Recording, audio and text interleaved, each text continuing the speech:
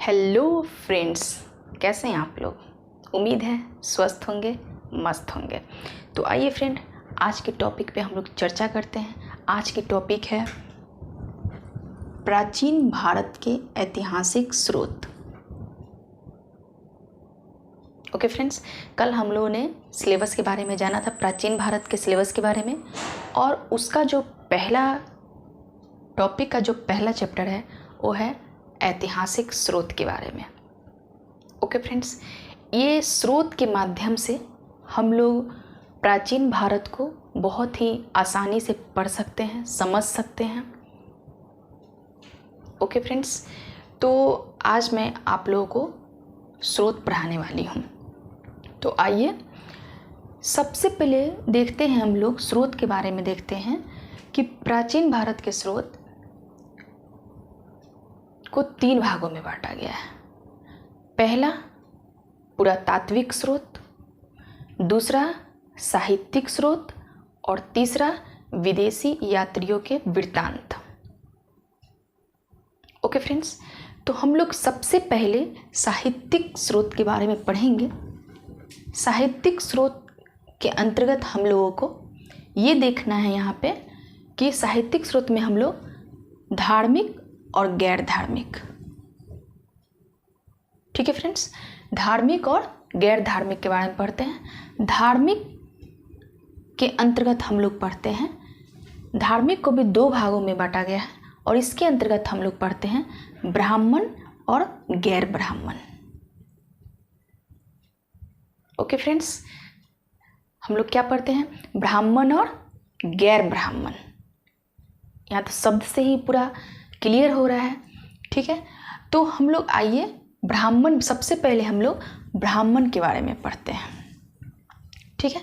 तो ब्राह्मण का जो मूल रूप से जो रचना सबसे पहला है वो वैदिक साहित्य है, ठीक है।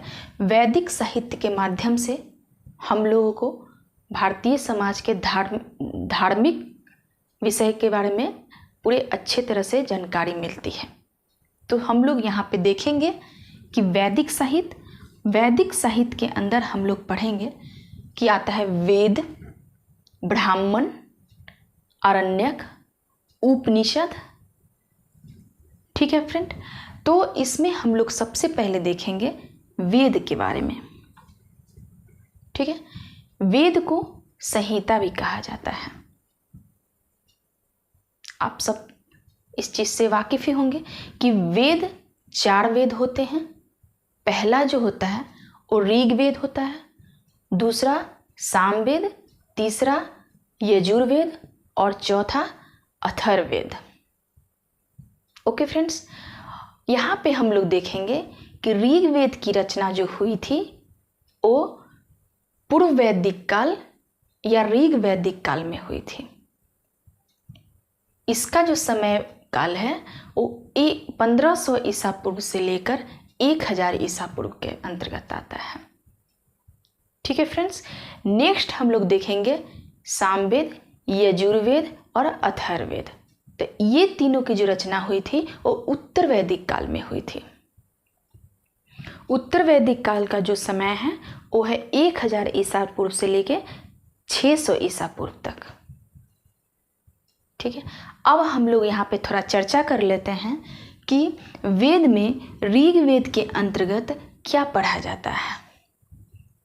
तो फ्रेंड्स, ऋग्वेद के अंतर्गत हम लोग मंत्रों के बारे में जाना जाता है जी। जो यहाँ पे हम लोग देख सकते हैं कि ऋग्वेद में 1028 सूक्त, 10 मंडल, 11,000 ऋचा, 11,000 मंत्र, ये सब के बारे में हम देखते हैं। दूसरा हो गया सामवेद।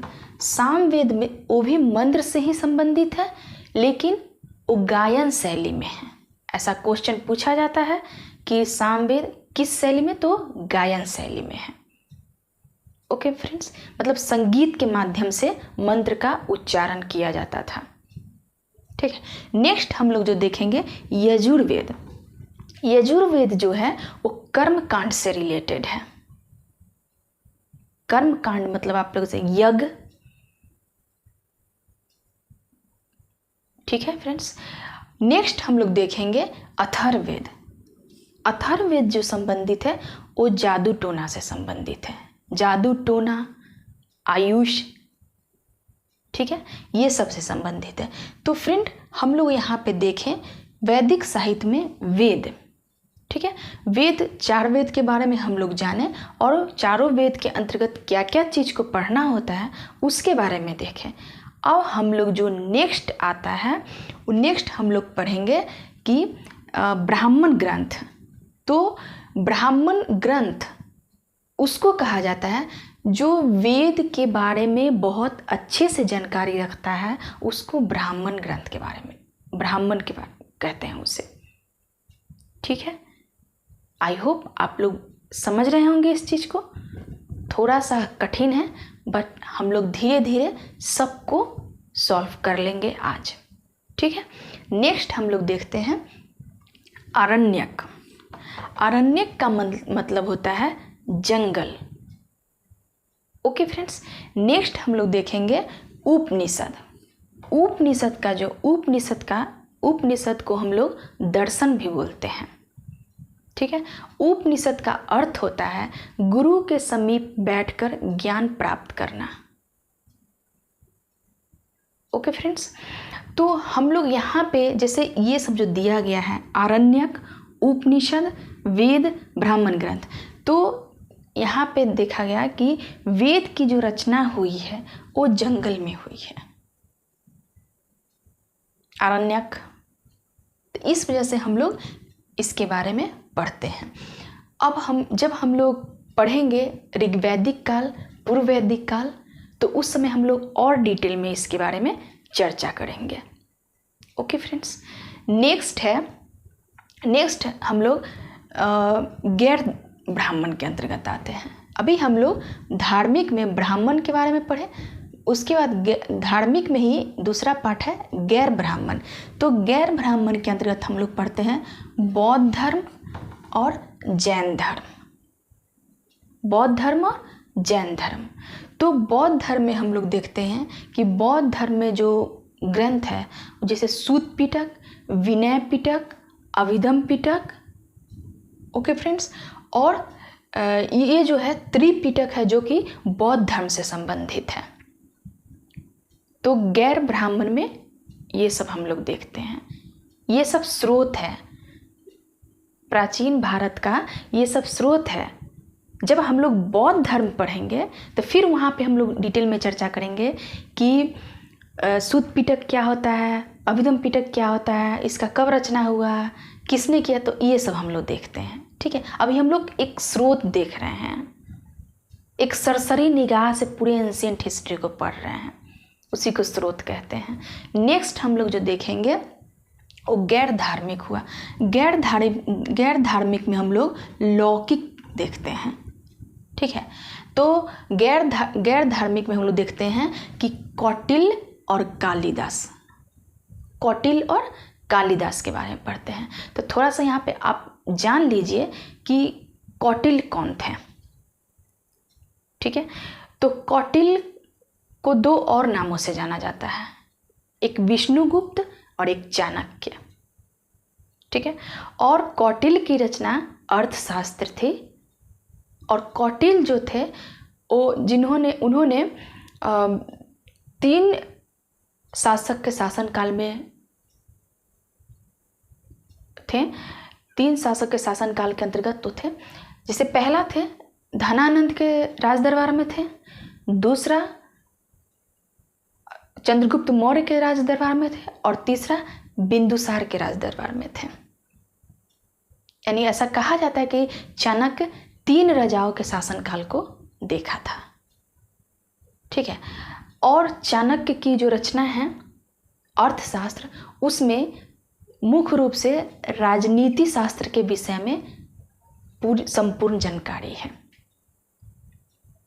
ओके, आइए नेक्स्ट देखते हैं हम लोग कालिदास। कालिदास के विषय में कहा, ये भी लौकिक थे, गैर धार्मिक थे, ठीक है।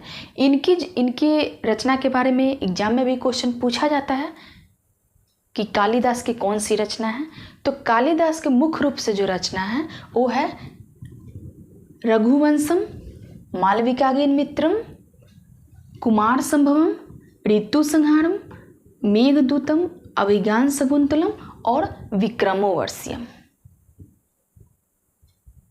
आई होप आप लोग समझ रहे होंगे अच्छे से। ठीक है, तो हम लोग कालिदास के बारे में ये सब पढ़ते हैं। अब आइए, अब हम लोग को साहित्यिक स्रोत यहाँ पे खत्म होता है। तो फ्रेंड्स, कहने का ये मतलब हुआ कि हम लोग जो प्राचीन भारतीय इतिहास का अध्ययन करते हैं वो साहित्यिक स्रोत के माध्यम से करते हैं और पुरातात्विक और विदेशी यात्रियों के वृत्तांत। लेकिन हम लोग अभी पढ़े साहित्यिक स्रोत। साहित्यिक स्रोत में हम लोग पढ़े ये सब पढ़े, मतलब साहित्य मतलब बुक, किताब, सिंपल साधारण भाषा में समझिए। ठीक है, इससे हमको जानकारी मिलती है कि प्राचीन भारतीय इतिहास में क्या क्या था, क्या नहीं था। सो ओके फ्रेंड्स, नेक्स्ट अब हम लोग आते हैं जो पुरातात्विक स्रोत। ठीक है, तो पुरातात्विक का मतलब हुआ प्राचीन तत्व। ठीक है ना, तो पुरातात्विक स्रोत के बारे में जो हम लोग पढ़ते हैं वो सबसे पहला है अभिलेख। अभिलेख, स्मारक और सिक्का। आप लोग को थोड़ा थोड़ा समझ में आ रहा होगा कि अभिलेख, स्मारक और सिक्का, इसके माध्यम से हम लोग प्राचीन भारतीय इतिहास को जानते हैं। जैसे अभिलेख है जो है, अभिलेख के बारे में हमको प्राचीन भारतीय इतिहास के विषय में बहुत अच्छी जानकारी मिलती है। इसमें हम लोग देखते हैं कि अभिलेख जो होता है वो 3 तरह का अभिलेख होता है। पहला होता है शिलालेख, दूसरा होता है स्तंभ लेख और तीसरा होता है गुहालेख या गुफालेख। ओके फ्रेंड्स, पहला होता है शिलालेख, दूसरा होता है स्तंभ लेख, तीसरा होता है गुफालेख या गुहालेख। ठीक है, अब हम लोग इसमें समझते हैं कि शिलालेख के अंतर्गत हम लोग को क्या पढ़ना होता है। ठीक है, तो आप लोग ये पढ़े होंगे कि शिलालेख जो होता है वो भी 2 प्रकार का होता है, बृहद शिलालेख और लघु शिलालेख। ठीक है, तो हम लोग अशोक के शासन काल में बृहद शिलालेख जो मिला है उस पे हम लोग चर्चा करते हैं। इसमें हम लोग देखेंगे कि अशोक का जो बृहद शिलालेख है वो 8 जगह से मिला है।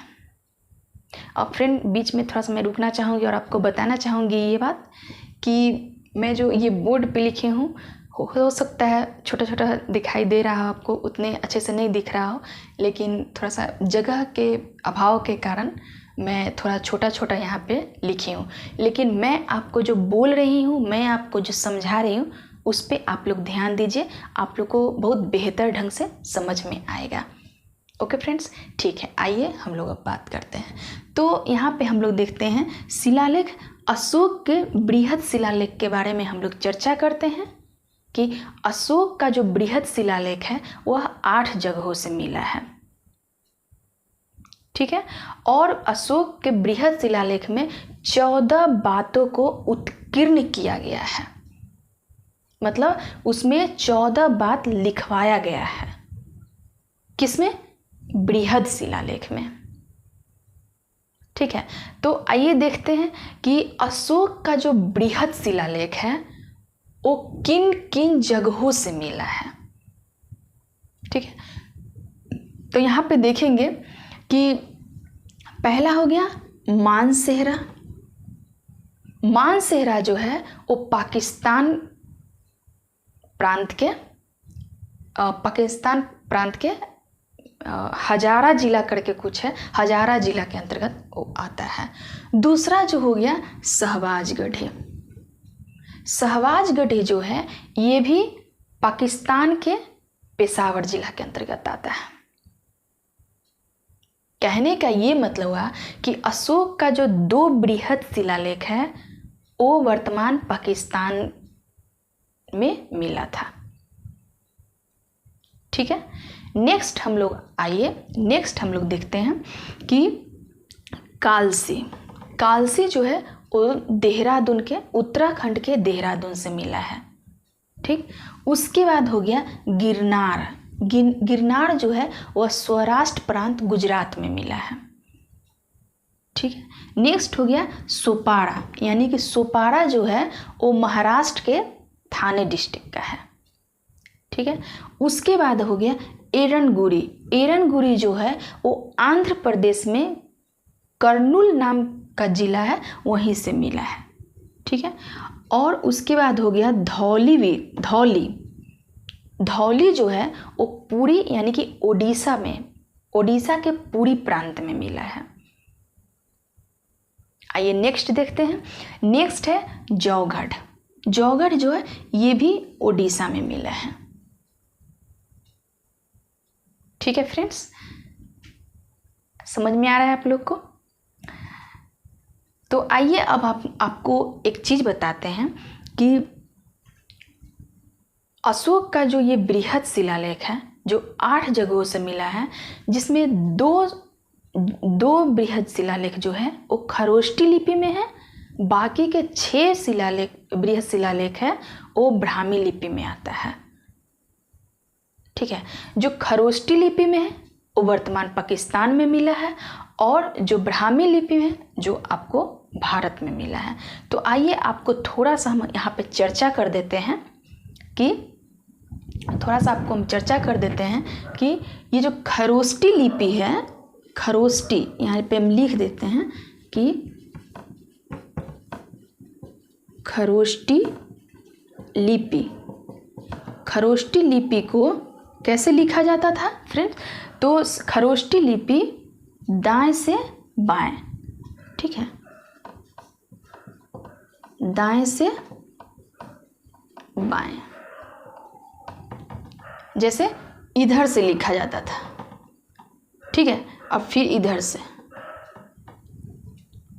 ठीक है फ्रेंड्स, नेक्स्ट हम आपको बताते हैं ब्राह्मी लिपि के बारे में। ब्राह्मी लिपि, तो ब्राह्मी लिपि जो लिखा जाता था वो दाएं से बाएं। ठीक है, यहाँ लिख देते छोटा सा, बाएं से दाएं, बाएं से दाएं, यानी कि सीधा समझ लीजिए कि खरोष्टी लिपि जो था वो दाएं से बाएं लिखा जाता था, जबकि ब्राह्मी लिपि जो था वो बाएं से दाएं लिखा जाता था। समझ गए आप लोग? तो ये क्वेश्चन भी आता है कभी कभी कि अशोक का बृहद शिलालेख कितने जगहों से मिला है? तो आप लोग समझ गए 8 जगहों से मिला है, जिसमें पूछता है कि अशोक का बृहद शिलालेख जो खरोष्टी लिपि में है वो किस जगह से मिला है। तो आप देख लिए कि वो पाकिस्तान से मिला है, एक पेशावर जिले से और एक हजारा जिले से मिला है। आइए तो हम लोग यहाँ पे इसका भी अभिलेख का भी चर्चा कर लिए हैं। अभिलेख में हम लोग शिलालेख के बारे में पढ़े। शिलालेख मतलब क्या?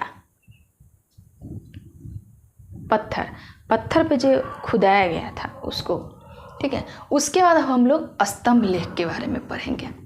स्तंभ तो नाम से ही यहाँ पे नाम से ही जानकारी मिल रही है कि स्तंभ, ठीक है, एक पाया टैप का मतलब समझ लीजिए साधारण भाषा में कि उसको स्तंभ लेख, ठीक है ना, एक जैसे कि वो। उसके बाद हम लोग यहाँ पे देखेंगे कि स्तंभ लेख जो है वो कहाँ से मिला है। तो स्तंभ लेख जो मिला है वो इलाहाबाद से मिला है। ठीक है, और इलाहाबाद के स्तंभ लेख में अशोक कालीन भी चर्चा की गई है। ठीक है, और उसके बाद यहाँ पे हम लोग देखेंगे कि रामपुरवा, लोरिया अरेराज, लोरिया नंदनगढ़।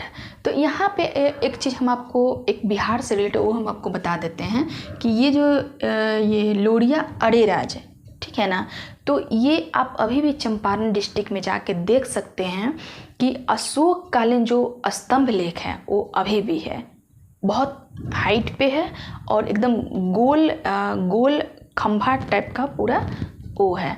तो आप उसको देख सकते हैं अगर देखने का इच्छा है तो हम लोग यहाँ पे देखें स्तंभ लेख के बारे में, ठीक है।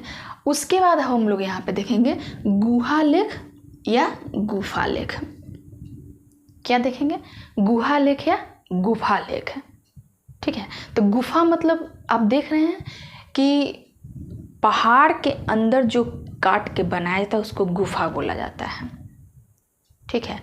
तो एक यहाँ पे हम देखेंगे कि अशोककालीन जो गुफा बनाया गया था वो था कि अशोक जो था वो गया के बराबर के पहाड़ी को कटवा के वहाँ पे गुफा बनाया था और वो गुफा का नाम रखा गया था कर्ण चौपड़, सुदामा, लोमस ऋषि और विष झोपड़ी, उसका नाम भी रखा जाता था, ठीक है।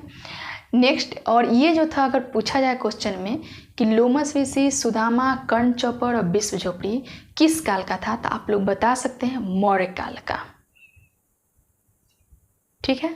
अशोककालीन था और मौर्य काल का था। नेक्स्ट हम लोग देखेंगे एक खारवेल का हाथी गुम्फा अभिलेख, ठीक है, ये देखेंगे। तो ये आपको बता दें इसके बारे में कि खारवेल जो थे वो कलिंग के शासक थे, ठीक है, और उनके बारे में जानकारी के लिए मात्र एक ही ये साक्ष्य है, हाथी गुम्फा अभिलेख, बस उसी से पता चलता है कि वहाँ पे कलिंग युद्ध हुआ था और वहाँ पे कोई खारवेल नामक शासक थे। ओके फ्रेंड्स, अब आइए हम लोग आगे देखते हैं। हम लोग एक एक करके समझ रहे हैं और एक एक करके समझेंगे ताकि परेशानी नहीं हो, ताकि ये भी न लगे कि हिस्ट्री बहुत वास्ट है। नहीं लगना चाहिए। तो यहाँ पे हम लोग शिलालेख के बारे में पढ़ें, अभिलेख में स्तंभ लेख के बारे में पढ़ें, गुहा लेख या गुफा लेख के बारे में पढ़ें, ठीक है। अब हम लोग यहाँ पे पुरातात्विक स्रोत में स्मारक के बारे में पढ़ेंगे। स्मारक जैसे कि भवन हो गया, मंदिर हो गया, और एक प्राचीन भारत के सबसे प्रमुख घटना सुदर्शन झील था, उसके बारे में हम लोग पढ़ेंगे, ठीक है। तो हम लोग आइए एक एक करके समझते हैं, एकदम आसानी से समझते हैं ताकि एकदम समझ में आ जाए, ठीक है। तो सबसे पहले हम लोग भवन को देखेंगे, ठीक है। तो हम बस एक चर्चा यहाँ पे करते हैं आप लोग के सामने कि भवन में हम लोग देखते हैं कि हड़प्पा सभ्यता से ही, सिंधु घाटी सभ्यता से ही भवनों के चर्चा आरंभ हो गई थी। जैसे उस समय जो भवन था, स्नानागार, अन्नागार, ठीक है, नगर, उसके बाद बाट बटखड़ी, ठीक है। तो ये सब की चर्चा हम लोग यहाँ पे भवन के अंतर्गत होता है। फिर आगे भी है, फिर उसके बाद वैदिक युग में भी आया, मौर्य काल में, गुप्त काल में। साहित्य स्रोत का यही मतलब हुआ, स्रोत का जो मतलब हुआ कि अगर हम लोग भवन के बारे में पढ़ेंगे तो हम लोग पूरा सिंधु घाटी सभ्यता से लेके और हर्षोत्तर काल तक जितने भी भवन हैं सबके बारे में पढ़ना है। लेकिन यहाँ पे आपको हम थोड़ा थोड़ा चर्चा कर देते हैं, ठीक है। नेक्स्ट हम लोग जानेंगे मंदिर के बारे में। स्मारक के अंदर मंदिर भी आता है, तो मंदिर के बारे में जानेंगे और इसमें हम लोग देखेंगे मंदिर में कि अजंता की गुफा, मथुरा कला, एलोरा की गुफा, ठीक है। ये सब हम लोग स्मारक में पढ़ते हैं, ठीक है। नेक्स्ट जो हम लोगों का है वो है सुदर्शन झील, जो बहुत इम्पोर्टेंट भी इसको माना गया है, ठीक है। तो यहाँ पे हम थोड़ा सा आपको सुदर्शन झील के बारे में चर्चा कर देते हैं कि सुदर्शन झील का निर्माण मौर्य काल में हुआ था। ठीक है। उस समय के शासक चंद्रगुप्त मौर्य थे और चंद्रगुप्त मौर्य के जो राज्यपाल थे, जो यहाँ पे क्या बोलते हैं, गुजरात के गिरनार गुजरात के जो राज्यपाल थे पुष्पभूत, उनके द्वारा सुदर्शन झील का निर्माण कराया गया था। ओके फ्रेंड्स, आइए अब हम लोग आगे देखते हैं कि पुरातात्विक स्रोत के अंतर्गत आता है सिक्का। ठीक है। तो प्राचीन भारतीय इतिहास को जानने के लिए सिक्का भी एक महत्वपूर्ण स्थान रखता है। सिक्कों के माध्यम से भी हम लोग प्राचीन भारत का अध्ययन करते हैं। ठीक है। तो आइए अब हम लोग सिक्का के बारे में जानेंगे कि उसमें कौन सी सिक्का थे। तो यहाँ पे सिक्का जो थी वो एक तो थी लेख विहीन और एक था लेख युक्त। कहने का ये तात्पर्य है कि लेख विहीन में जो सिक्का था वो लेख विहीन था, मतलब सीधा गोल था, एकदम साफ, उस पर कुछ लिखा नहीं गया था, उस पर कुछ लिखा नहीं गया था, एकदम ऐसे ही सपाटा पूरा। ठीक है। तो इसमें हम लोग देखते हैं कि सिक्का को लेख विहीन या पंचमार्क या आहत सिक्का कहते हैं। ठीक है। तो उस समय हम लोग देखते हैं कि अब हम लोग गुप्त काल के सिक्का के बारे में थोड़ा सा जानकारी ले लेते हैं कि गुप्त काल में जो सिक्का था वो सोना का, चांदी का और तांबा का। ओके फ्रेंड्स, सोना का, चांदी का और तांबा का। तो उस समय इसका गुप्त काल में इसका जो नाम था, सोने के सिक्का को दिनार कहा जाता था, चांदी के सिक्का को रूपक कहा जाता था और तांबे के सिक्का को काकूनी कहा जाता था। ठीक है फ्रेंड्स, आइए अब हम लोग नेक्स्ट देखते हैं। नेक्स्ट जो देखते हैं वो लेख युक्त। कहने का मतलब है कि सिक्कों पे कुछ लिखा हुआ, सिक्का के ऊपर कुछ लिखा हुआ, उसको लेख युक्त सिक्का कहते हैं। तो लेख युक्त सिक्का पहली बार जो मिला वो डिमेट्रियस के शासनकाल में मिला। और डिमेट्रियस जो था वो कहाँ का रहने वाला था, तो इंडो ग्रीक या हिंदवन या बैक्ट्रियन, कुछ भी बोल लीजिए, वहाँ का रहने वाला था। और उसने सबसे पहले लेख युक्त और चित्र युक्त सिक्का जारी किया था। मतलब सिक्कों पे चित्र बना के लोगों को बताना कि ये, या उस पर कुछ लिखवा कर। ठीक है। तो लेख युक्त और चित्र युक्त सिक्का डिमेट्रियस के द्वारा जारी किया था और वो उस सिक्के को डिमेट्रियस ने ड्रम नाम दिया था, drum. Okay friends, I hope आप लोग समझ रहे होंगे बहुत अच्छे से। आइए अब नेक्स्ट पे हम लोग चर्चा करते हैं। नेक्स्ट जो है वो हम लोग अभी तक देखें साहित्यिक स्रोत, ठीक है, पुरातात्विक स्रोत। ठीक है। अब हम लोग थोड़ा इतना पहले हम लोग देख लेते हैं ताकि कन्फ्यूजन ना हो कि क्या पढ़ लिए, एकदम कंफ्यूज हो जाए कि क्या पढ़ा दी मैम, क्या हम पढ़ लिए, ऐसा नहीं होना चाहिए। ठीक है। इसलिए पहले हम थोड़ा सा चर्चा आपको कर देते हैं कि साहित्यिक स्रोत पर है। साहित्यिक स्रोत में हम लोग पढ़े धार्मिक और गैर धार्मिक। धार्मिक के अंतर्गत हम लोग पढ़े ब्राह्मण और गैर ब्राह्मण। ठीक है। ब्राह्मण में हम लोग वेद पढ़े। ठीक है, वेद पढ़े। उसके बाद हम लोग गैर ब्राह्मण के अंदर पढ़े कालिदास और चाणक्य के बारे में। ठीक है। उसके बाद हम लोग नेक्स्ट देखें पुरातात्विक स्रोत। पुरातात्विक स्रोत के अंदर हम लोग 3 माध्यम से देखें।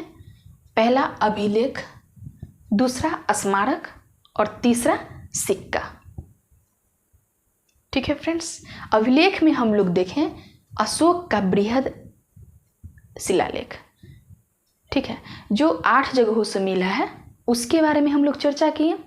नेक्स्ट हम लोग देखें स्तंभ लेख के बारे में, जो इलाहाबाद स्तंभ लेख और अशोककालीन रामपुरवा, लोरिया नंदनगन, लोरिया अरेराज, ये सब का हम लोग चर्चा किए। नेक्स्ट जो हम लोग देखें गुफा लेख, जो अशोककालीन मौर्य साम्राज्य में अशोककालीन गुफा लेख पढ़े, जो गया के बराबर के पहाड़ी को कटवा के बनवाया गया था। कर्ण चौपर, सुदामा, लोमस ऋषि और तीसरा है विश्व झोपड़ी। ओके फ्रेंड्स, नेक्स्ट हम लोग देखें खारवेल का हाथी गुम्फा अभिलेख।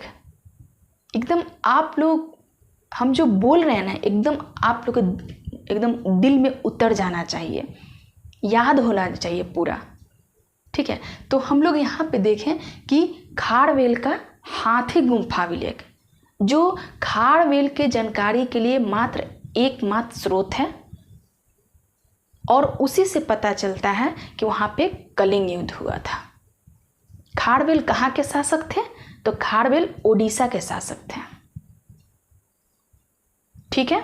आइए अब हम लोग देखें, उसके बाद हम लोग स्मारक हो गया, हाँ, उसके बाद हम लोग स्मारक के बारे में देखें, ठीक है। स्मारक में भवन देखें, मंदिर देखें और सुदर्शन झील के बारे में पढ़ें। अब फिर से आपको हम बताते हैं कि सुदर्शन झील कहाँ था। तो सुदर्शन झील गिरनार, गुजरात में था।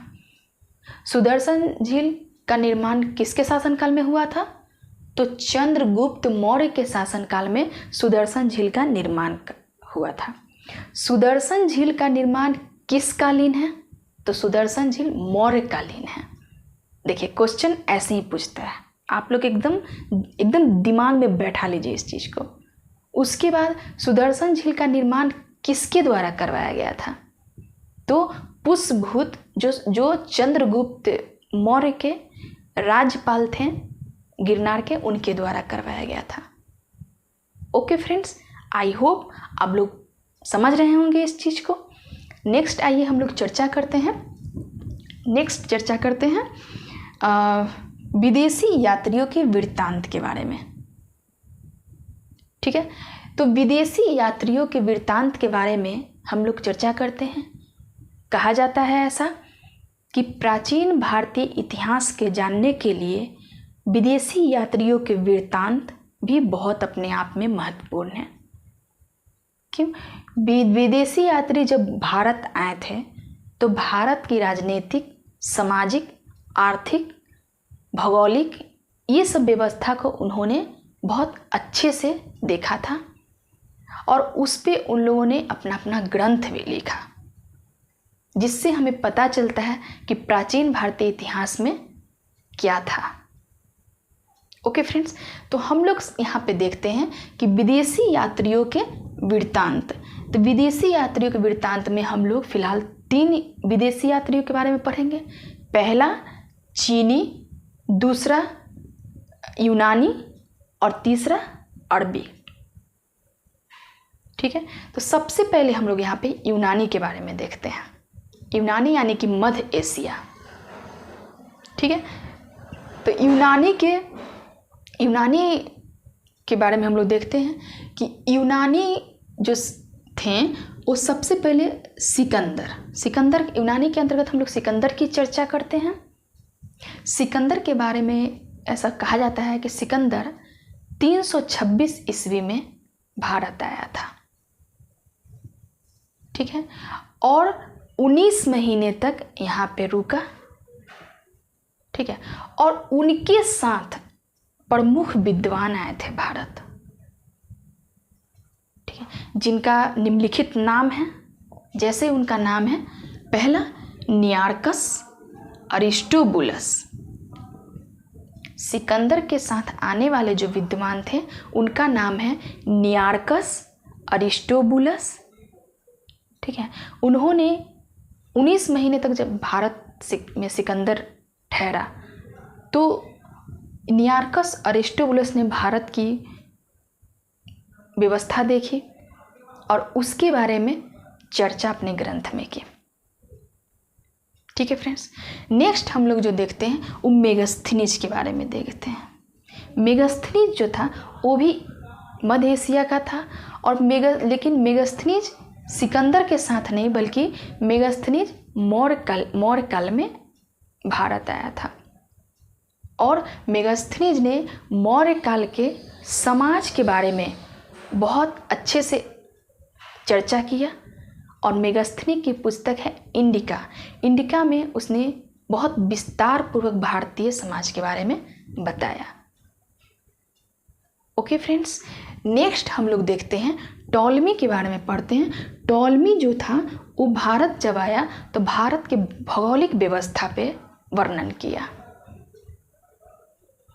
ठीक है, भारत के भौगोलिक व्यवस्था पे वर्णन किया और भारत का भूगोल नामक ग्रंथ लिखा। किसने लिखा? टॉलमी ने। ठीक है, अब हम लोग पढ़ते हैं, यूनानी पढ़ लिए, अब हम लोग चीनी के बारे में पढ़ते हैं। ठीक है फ्रेंड्स, चीनी के बारे में पढ़ते हैं कि चीनी जो था, जो विदेशी यात्री, उसके बारे में दो नाम बहुत महत्वपूर्ण हैं, जिसमें एग्जाम में भी बहुत बार पूछा गया है। पहला है फाहियान।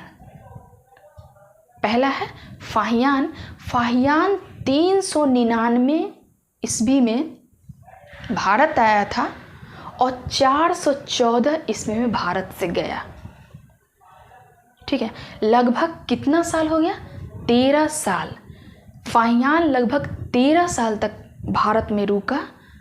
ठीक है, और फाहियान जो था वो किस काल में आया था? तो फाहियान जो था वो गुप्त काल में चंद्रगुप्त द्वितीय के दरबार में आया था। ठीक है, फाहियान का भारत आने का मुख्य उद्देश्य बौद्ध धर्म के बारे में विस्तार पूर्वक जानकारी लेना था। ठीक है फ्रेंड्स, नेक्स्ट अब हम लोग चर्चा करते हैं। और यहाँ पे थोड़ा सा आपको ये भी बता देते हैं कि फाहियान की जो रचना है उसका नाम है फॉकुची। एकदम आप लोग याद कर लीजिए, फाहियान की रचना है फॉकुची। ठीक है, अब देखिए, अब यहाँ पे हम लोग देखेंगे दूसरा जो यात्री था वेन्संग था।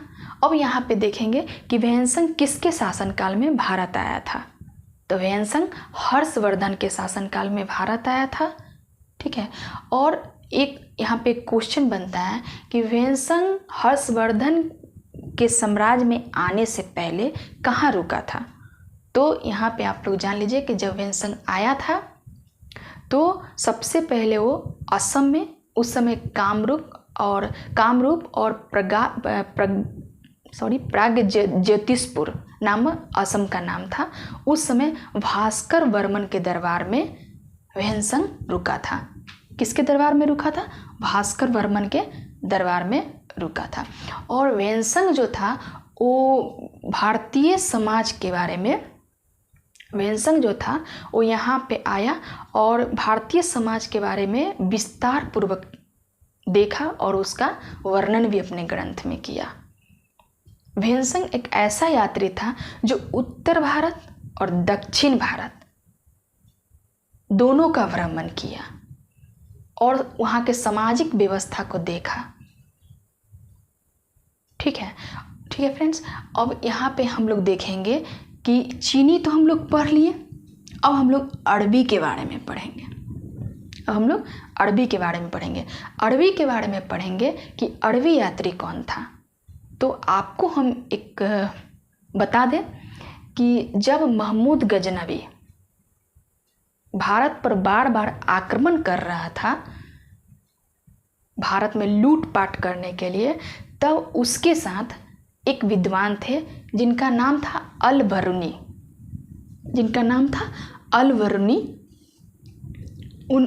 वो महमूद गजनवी के साथ भारत आए थे और अल-बरूनी की जो रचना है वो है तहकीक-ए-हिंद। इसका मतलब हुआ भारत की खोज। ठीक है, तहकीक-ए-हिंद, किताब-उल-हिंद। अल-बरूनी के बारे में कहा जाता है कि अल-बरूनी बहुत बड़ा विद्वान था, कई भाषाओं की ज्ञान थी उसको। ठीक है फ्रेंड्स, तो इस तरह से हम लोग देखें विदेशी यात्रियों के वृत्तांत में यूनानी, चीनी और अरबी 3 यात्रियों के बारे में हम लोग जाने जो प्रमुख है। ठीक है, अब हम लोग यहाँ पे भारत के स्रोत को समझें, प्राचीन भारत के स्रोत को हम लोग समझें। अब हम एक बार आपको सरसरी और निगाह से थोड़ा जल्दी जल्दी में आपको बता देते हैं, ताकि बिल्कुल आपको प्राचीन भारतीय स्रोत यहीं आपको याद हो जाए। ठीक है, तो हम लोग यहाँ पे देख लेते हैं कि प्राचीन भारतीय स्रोत जो है वो प्राचीन भारतीय इतिहास को जानने में एक महत्वपूर्ण स्थान रखता है, जिसमें हम लोग प्राचीन भारतीय स्रोत 3 भागों में बांट के पढ़ते हैं। पहला साहित्यिक स्रोत, दूसरा पुरातात्विक स्रोत और तीसरा जो देखते हैं विदेशी यात्रियों के वृत्तांत। साहित्यिक स्रोत के अंतर्गत हम लोग पढ़ते हैं धार्मिक और गैर धार्मिक। धार्मिक को भी हम लोग 2 भागों में पढ़ते हैं, ब्राह्मण और गैर ब्राह्मण। एकदम आप लोग याद कर लीजिए पूरा। ब्राह्मण में हम लोग वेद के बारे में देखते हैं, वैदिक साहित्य के बारे में चर्चा करते हैं और वैदिक साहित्य के अंदर वेद की चर्चा करते हैं। ठीक है, आरण्यक उपनिषद की चर्चा करते हैं। उसके बाद हम लोग गैर ब्राह्मण में आते हैं और गैर ब्राह्मण के अंतर्गत हम लोग बौद्ध और जैन धर्म के बारे में चर्चा करते हैं। ठीक है, नेक्स्ट हम लोग गैर धार्मिक के अंतर्गत आते हैं और गैर धार्मिक जो लौकिक होता है उसके अंतर्गत हम लोग कौटिल्य और चाणक्य के बारे में पढ़ते हैं। ठीक है, और कोई कहे गैर धार्मिक तो उसमें कौटिल्य और चाणक्य होगा। अब नेक्स्ट हम लोग यहाँ पे देख लेते हैं और यहाँ पे हम लोग कालिदास की रचना के बारे में देखें।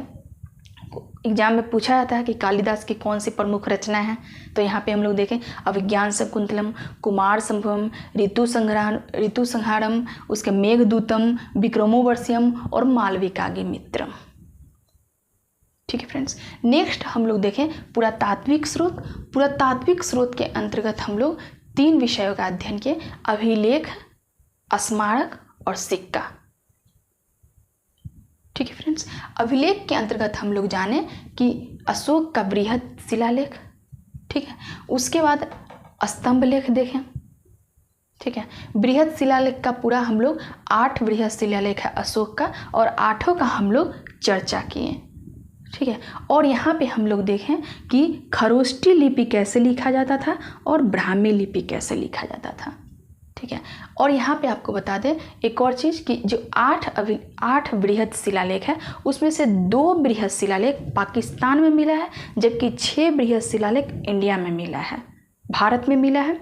2 बृहद शिलालेख जो खरोष्टी लिपि में है, 6 बृहद शिलालेख जो है वो ब्राह्मी लिपि में है। ओके फ्रेंड्स, नेक्स्ट हम लोग यहाँ पे देखें गुहालेख और गुफालेख। गुहालेख और गुफालेख में मौर्यकालीन हम लोग देखें अशोक का गुफालेख जो कि गया में बराबर की पहाड़ी में है, जिसके अंतर्गत आता है कर्ण चौपड़, सुदामा, लोमस ऋषि और विश्व झोपड़ी। ठीक है फ्रेंड्स, नेक्स्ट हम लोग जो देखें स्मारक के अंतर्गत हम लोग पढ़े भवन, मंदिर और सुदर्शन झील के बारे में हम लोग पढ़ें। ठीक है, नेक्स्ट हम लोग सिक्का के बारे में पढ़ें और सिक्का जो हम लोग देखें लेख विहीन और लेख युक्त। अगर कोई आपसे पूछे कि प्राचीन भारतीय इतिहास को जानने के लिए जो स्रोत है एक सिक्का, तो उस सिक्का को बताइए, तो आप यहाँ पर अगर लेख विहीन सिक्का के बारे में अगर आपसे पूछेगा तो आप सीधे बोलिएगा आहत सिक्का। ठीक है, और दूसरा है लेख युक्त के बारे में अगर पूछेगा तो ड्रम के बारे में आप चर्चा कर सकते हैं। नेक्स्ट हम लोग देखें विदेशी यात्रियों के वृत्तांत के बारे में। तो विदेशी यात्रियों के वृत्तांत के अंतर्गत हम लोग पढ़ें चीनी यात्री के बारे में, यूनानी यात्री के बारे में और अरबी यात्रियों के बारे में। यूनानी यात्री के बारे में हम लोग पढ़ें कि सिकंदर के साथ जो विद्वान भारत आए थे जिनका नाम था नियार्कस और अरिस्टोबुलस, उनके बारे में हम लोग देखें। उसके बाद हम लोग देखें चीनी यात्री के बारे में, चीनी यात्री फाहियान और वेन्सन के बारे में पढ़ें। ठीक है, नेक्स्ट हम लोग पढ़ें सबसे महत्वपूर्ण अरबी यात्री अलबुर्नी के बारे में। अलबुर्नी के बारे में हम लोग देखें कि अलबुर्नी किसके साथ भारत आया था, तो महमूद गजनवी के साथ भारत आया था। अलबुर्नी का जो महत्वपूर्ण रचना है उसका क्या नाम है, तो उसमें हम लोग देखें कि अलवर्नी का रचना का नाम है तहकीक ए हिंद, यानी कि भारत की खोज। ठीक है, और यहाँ पे एक चीज़ और देख लीजिए कि चीनी यात्री फाहियान है, और फाहियान की जो प्रमुख रचना है उसका नाम है फकुची। एकदम आप लोग याद कर लीजिए इसी में क्लास में। ठीक है फ्रेंड्स, तो हम लोग यहाँ पे आज पढ़ें प्राचीन भारतीय की जानकारी के लिए स्रोत के माध्यम से सरसरी निगाह से हम लोग एक बार ये पूरा मतलब वेद से लेकर और पूरा यहाँ तक अरबी यात्री तक हम लोग पढ़े। एक और आप चीज़ समझ जाइए कि स्रोत जो है वो प्राचीन भारतीय इतिहास की जानकारी के लिए बहुत महत्वपूर्ण है। ठीक है फ्रेंड्स, अब हम लोग यहाँ पे देखेंगे इस तरह से आज का स्रोत का क्लास आपका ख़त्म हुआ। आई होप आप लोग को अच्छे से समझ में आ गया होगा, मैं आपको अच्छे से समझा पाई। इसके लिए प्लीज़ आप कमेंट करके बताइएगा कि मैं आपको कैसा समझाई हूँ। ठीक है, इस तरह से हम लोग का प्राचीन भारतीय इतिहास के सिलेबस का पहला चैप्टर स्रोत आज ख़त्म हो गया। फिर कल मैं नेक्स्ट वीडियो के साथ, नेक्स्ट चैप्टर के साथ आपके सामने आऊँगी। तब तक के लिए खुश रहिए, अच्छा सोचिए, अच्छा कीजिए। जय हिंद।